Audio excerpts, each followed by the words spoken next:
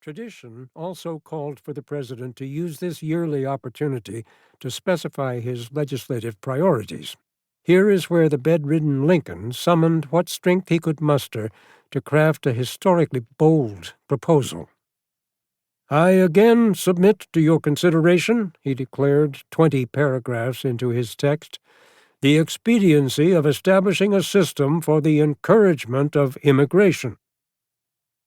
From 1830 through the outbreak of the American Civil War, nearly 10 million Europeans had migrated to the United States, north as well as south, forever upending the demography, culture, and voting patterns of the nation, especially in its teeming urban centers.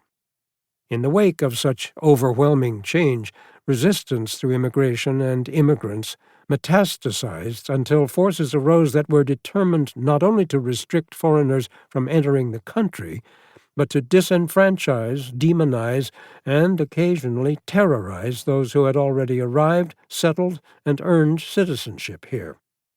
And still the refugees poured across oceans and borders to reach our shores, their growing numbers inevitably challenging and ultimately redefining what it meant to be American. Only when Civil War broke out in 1861 did foreign migration to the United States slow significantly. Prospective immigrants understandably shrank from the notion of abandoning one troubled country to relocate to another. To some Americans, the reduction in new foreign arrivals came as an answered prayer. For decades, immigration, particularly by Catholics, had stirred resistance, resentment, and in some cases violence, destruction, and death. Politically, these tensions split and ultimately destroyed the old Whig Party, in which Lincoln had spent most of his political career, inspiring anti-immigration nativists to form a political organization of their own. The realignment had driven many immigrants into the ranks of the Democrats, who welcomed new arrivals with a warm embrace and a swift path to citizenship and voter registration. The issue roiled the country and exposed an ugly vein of bigotry in the American body politic, and its intractability deflected mainstream attention from the country's original sin, slavery.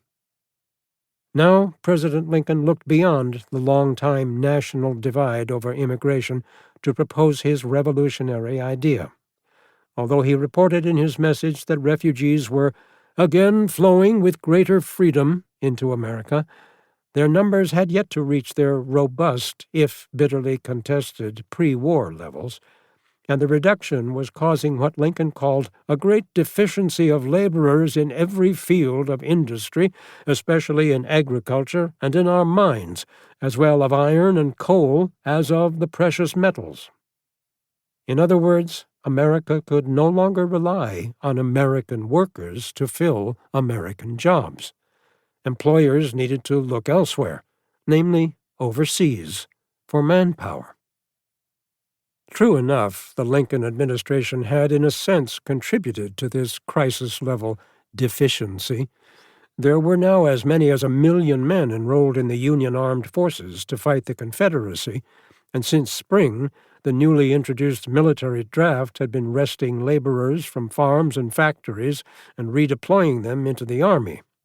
As Lincoln saw matters, their necessary absence from the home front now threatened national productivity of civilian goods as well as war materiel. Whether the situation might ease long-time hostility to foreign laborers would be left for another day. First, Lincoln urgently wanted robust immigration to resume, even if the government had to provide the means to accelerate it. As Lincoln forcibly argued in his message, the time had come to regard immigrants not as interlopers but as assets, not as a drain on public resources, but as a source of national wealth and strength. He expressed it this way: "While the demand for labor is thus increased here, tens of thousands of persons destitute of remunerative occupation are thronging our foreign consulates and offering to emigrate to the United States if essential but very cheap assistance can be afforded them. It is easy to see that under the sharp discipline of civil